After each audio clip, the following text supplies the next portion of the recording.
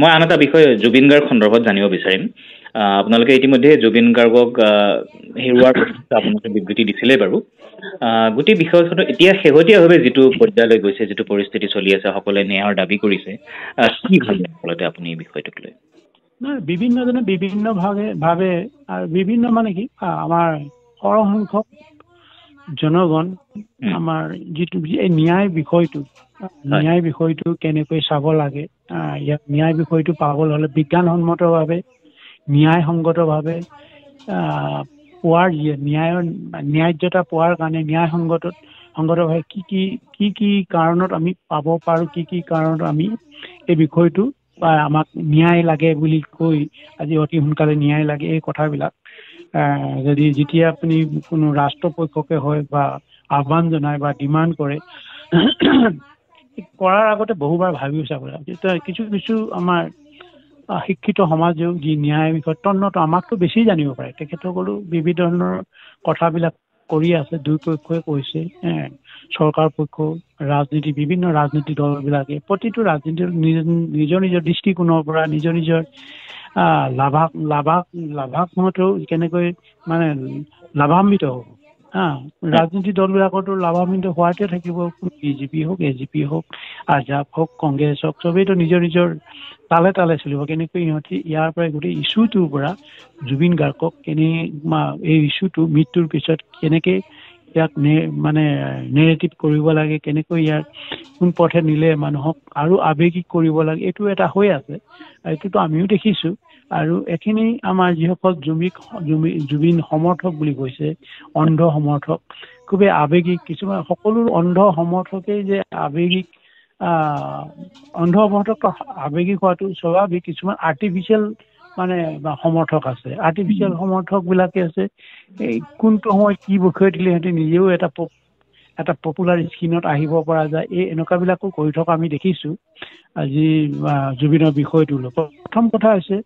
জুবিন কোন দেশত মৃত্যু হৈছে কেনেকৈ মৃত্যু হৈছে এইটোতো লাহে লাহে সকলোৱে গম পাইছে এতিয়া তাৰ পৰা আমি ধৰিব লাগিব তাৰ পৰাই প্ৰথম আহিব লাগিব মৃত্যু কিবা ফাউল প্লে হৈছে নেকি ফাউল প্লে হৈ কোনোবাই ফাউল প্লে কৰি তাক আঘাত কৰিছে নেকি তাৰ মৃত্যু মুখলৈ ঠেলি দিছে নেকি এতিয়া ইহঁতৰ মানে ছিংগাপুৰৰ যিটো পষ্টমৰ্টেম ৰিপৰ্ট সেইটোতো ফাউল প্লে নাই বুলি কৈছে অফিচিয়েলি কৈছে মৌখিকভাৱে সেইটো কৈছে আৰু এতিয়া আমি আমাৰ কিছুমান ছিংগাপুৰৰ বিষয়ে বা ছিংগাপুৰ কিমান জানে হয় কিছুমানে জানে আমাৰ 30% মানুহে ছিংগাপুৰ জানিব পাৰে যিসকলে গৈ আছে যিবিলাকে পঢ়া শুনা কৰিছে বা ঘৰত থাকিও ছিংগাপুৰৰ বিষয়ে জানে ছিংগাপুৰৰ নীতি নিয়ম আইন শৃংখলা বা সিহঁতৰ মেডিকেল ছায়েন্সৰ ওপৰত কিমান অভিজ্ঞতা আছে তো আমাৰ যিখিনি জানো আমিতো আজিয়ে নহয় মই 90 দশকৰ পৰাই জানোতো ছিংগাপুৰ কিমান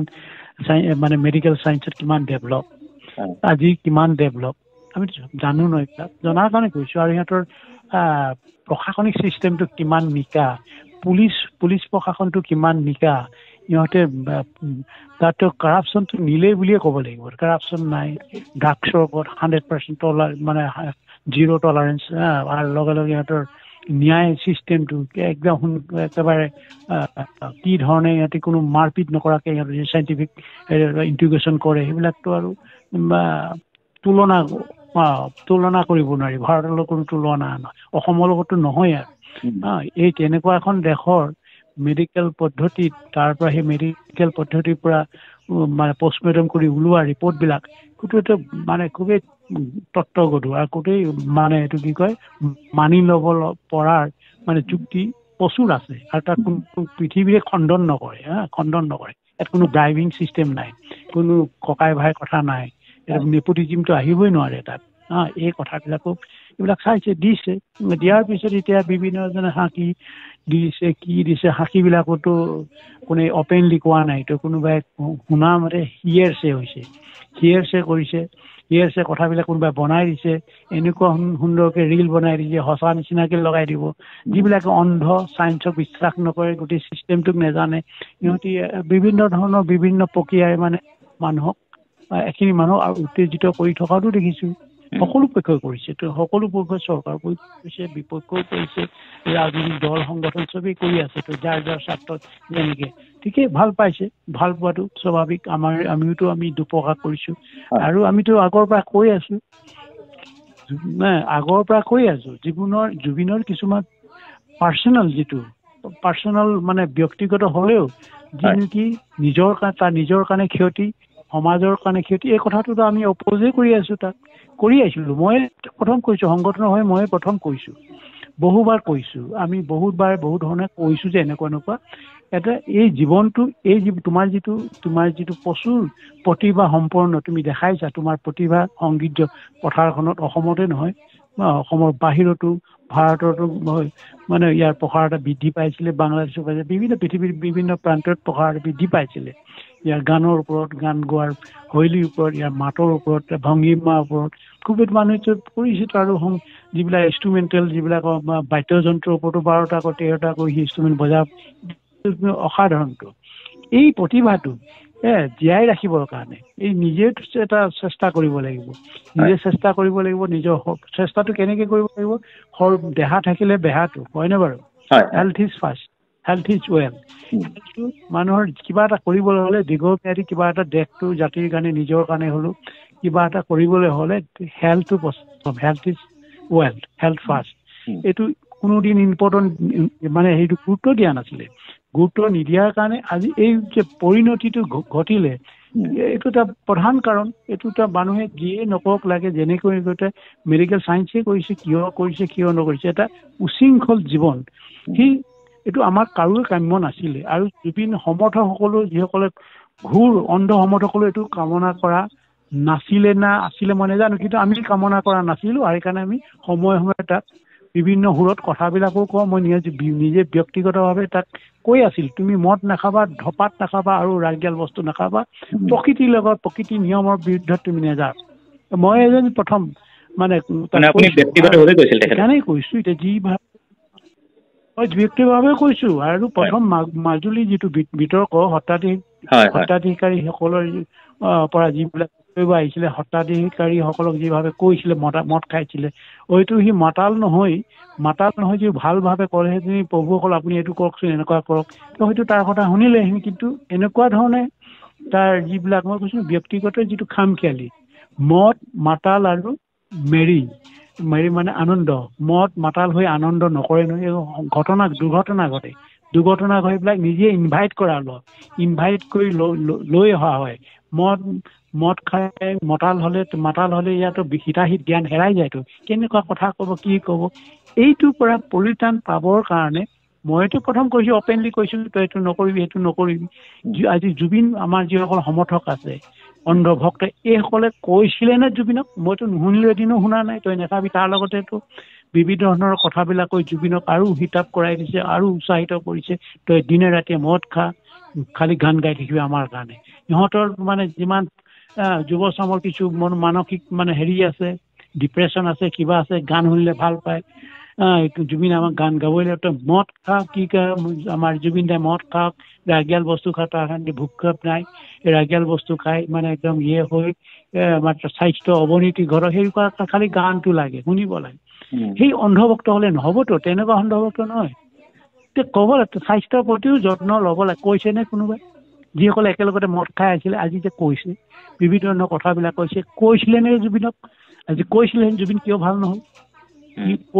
কোনোতো আমি শুনা নাই। আমি এনে কৈছো, আজি কোনো এটাই কোৱা নাই আপুনি জুবিন মদ নাখাব দেই, এনেকুৱা নাখাব দেই, জুবিন আপুনি মদ। কোনোবাই যে কৈছে, মই 1000বাৰ কৈছিলো। কোনোবা এগৰাকী মহিলাই কৈছে নে? কোনোবা আমাৰ কি কয়, মহিলাৰ ফালৰ পৰা বা কোনোবা এগৰাকীয়ে আমাৰ মানে নাৰী কুলৰ পৰা কৈছিলে নে তাক মদ নাখাবি? কোনো আমি শুনা নাইতো। আৰু মাজুলীৰ ঘটনাটো কেনেকুৱা ধৰণৰ হেৰিয়ৰ মানে সত্ৰাধিকাৰীসকলক যি ধৰণৰ আঘাত কৰিছিলে, তাৰ প্ৰতি আঘাতটো কেনেকুৱা ধৰণৰ হৈছে, তই গেলি মৰিবি, তই অচিন বেমাৰত মৰিবি, এনেকুৱাবিলাক কৈছে। মই প্ৰথম কৈছো আপোনালোকে সত্ৰাধিকাৰ, আপুনি প্ৰভু তুল্য, ৰাইজে আপোনাক প্ৰভু বুলি মানে, যিসকলে আপোনালোকৰ শিষ্য, প্ৰভু মুখত এইবিলাক কথা ওলাব নাপায়। আপুনি কওক মদ নাখাব, আমিও মত নোখোৱা, আমি আশীৰ্বাদ কৰিছোঁ তই ভাল ল'ৰা হবি, ভাল মানুহ হবি, আৰু প্ৰগ্ৰেছ কৰিবি। সেই কথাটো এনেকৈ ক'লে আৰু বেছি শুদ্ধ আছিলে বুলি মই কৈছোঁ। আপোনালোকে এইটো ভুল কথা কৈছে। মইতো তাত থিয় হৈছোঁ, কোনোবাই ক'লেনে মাজুলী সত্ৰাধিকাৰী যে এই অচিন ৰোগত মৰিবি তই, মানে এনেকুৱা মৰিবি তই অচিন ৰোগ, এনেকুৱাতো অপকাইছে টেলিভিশ্যনবিলাক কৰে। সেই একে টেলিভিশ্যনত কোনোবাই ক'লে, মোৰ বাহিৰে কোনোবা কৈছিলেনে? কোনো কোৱা নাই। কোনে তেতিয়াহ'লে জুবিনক বেছি ভাল পাইছিলে? কোনে বেছি জুবিনক সংযুক্ত মুক্তি বাহিনী অসমে ভাল পাইছিলে? তো তাক অসমে তাক বেছি ভাল পাইছিলে আৰু সেইকাৰণেতো তাক কৈছে এইটো নাখাবি, এইটো নকৰিবা, এইটো নকৰিবা। হিন্দী গীতক লৈ যে বিতৰ্ক হৈছিল তেতিয়া কিছু মতানৈক্য হৈছিল। সেই কথাবিলাক মই এইকাৰণে উদাহৰণ দিছোঁ হা, সেইকাৰণে উদাহৰণ দিছোঁ। আজি কিছুমান এনেকুৱা ওলাইছে জুবিনৰ এতিয়া মৃত্যুৰ পিছতে এইবিলাক কথা ওলাব পাৰে নে? জুবিনৰ বা হৃদাৰ্থ এনেকুৱা কৰিছে, হৃদাৰ্থ এনেকুৱা খাইছে, চামকানু এনেকুৱা কৰিছে, আমুকে এনেকুৱা কৰিছে। তেতিয়া প্ৰকাশ্যে কিয় কৰা নাই? প্ৰকাশ্য কিয় কৰা নাছিলে যে হৃদাৰ্থ কোন? সিটো অতি মানৱ নহয় নে? সিটো অতি মানৱ নহয়, অসমৰে মানে অনা অসমীয়া বুলি ক'বলৈ নাযাওঁ বাৰু, অসমতে আছে ইমান দিন অসমৰে মানুহ বুলিয়ে কৈছোঁ। এইটো সি তাৰ কথা নাজানে নেকি? এবাৰ আজি জুবিনৰ মানে হত্যাকাৰী বুলি কৈছে। হত্যাকাৰী আমি কেনেকৈ চিনাক্ত কৰোঁ? আমি কৰিম নেকি? আমাৰ আইনত দিয়া নাই ন আমি হত্যাকাৰী বুলি ক'বৰ কাৰণে। এতিয়া আমাৰ আইনতেই দিয়া নাই। আমি যি আইনত আমি তাক বিশ্বাসেই নকৰোঁ। কিন্তু যেতিয়া মানুহে কৈছে যে আলফাই মাৰিব লাগে, পৰেশবোৰে আমুক কৰিব লাগে, এনেকুৱা কৰিব লাগে, তো মই পাগল হ'ব লাগিবতো। মই কাৰোবাৰ মানে অনুভূতি আৱেগ প্ৰৱণ হৈ এটা ভুল কথা কিছুমান কওঁ, এইটোতো আমি মানি ল'ব নোৱাৰোঁ নহয়। মানি ল'ব পাৰিম জানো? প্ৰথমে আইন লৈছে কোনোবা হয় যিসকলে ভাৰতীয় আইন বিশ্বাস কৰে, সেই আইন যদি বিশ্বাস কৰে আইনলৈ অপেক্ষা কৰিব লাগে। আমাৰ ক'বলৈ কি আছে? আমি আকৌ ইহঁতৰ ভাৰতীয় আইন তুলি লৈ আমি এইবিলাক কৰিব নোৱাৰোঁ। যি সময়ত জীয়াই থকা সময়তেতো কোৱা নাই। জীয়াই থকা জুবিনৰ ভালটো মানে ভালকৈ ৰাখিবৰ কাৰণে, স্বাস্থ্যৱান ৰাখিবৰ যিখিনি পদক্ষেপ ল'ব লাগিছিলে কোনোৱে লোৱা নাছিলে। এতিয়া যদি ক'লে এতিয়া হৃদাৰ্থই যে এনেকুৱা কৰিছে, এই যে এটা অৰ্থনীতিৰ ওপৰত জড়িত এনেকুৱা হৈ আছে, এইবিলাক কাৰণত এই জুবিনক খুলি খাইছে, একেবাৰে কেঁকুৰা কৰিছে, 24 ঘণ্টা যন্ত্ৰ মানৱ, এই কথাবিলাক আমাক কেলে নকলে? আগতে নকলে কেলে? মিডিয়াত কেলে কোৱা নাই? এতিয়া কেলে এতিয়া কেলে এইবিলাক কথা কয়? মৰাৰ মানুহটো যি গুচিয়ে গ'ল, যি অকালতে গৈ গ'ল, তাকতো সি তেতিয়াহ'লে অকালত মৰিব নাই? হৃদাৰ্থ তেতিয়া খেদা খালে কিন্তু, খালে নাখালে কিন্তু হৃদাৰ্থ খেদা খালে। ইয়াৰ কাৰণে দুখ মানে জগৰীয়া কোন হওক?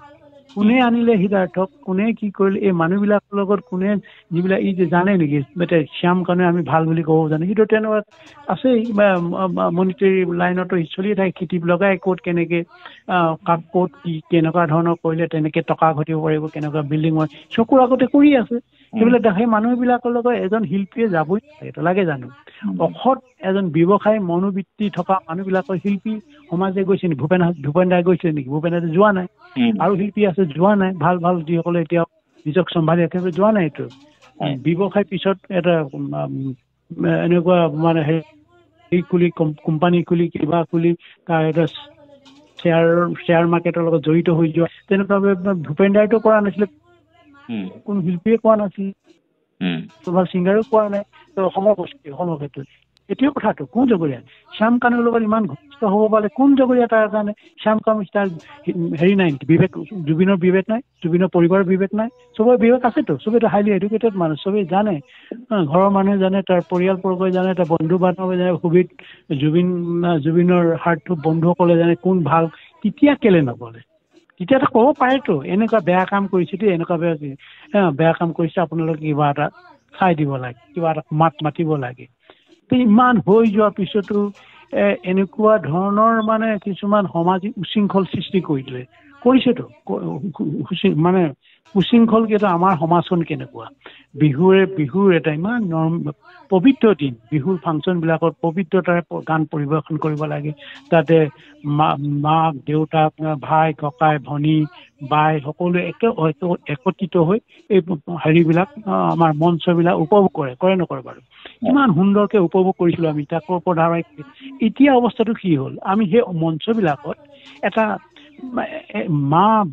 মা দেউতা ককাই ভাই ল'ৰা ছোৱালী লৈ চাব পৰা অৱস্থা আছেনে? গৈছেনে? চাইছেনে মানুহে? কোন চাম মানুহে এতিয়া বিহু মানে এইবিলাক বিহুৰ সন্মিলনবিলাক বা সেই অনুষ্ঠানবিলাক উপভোগ কৰে?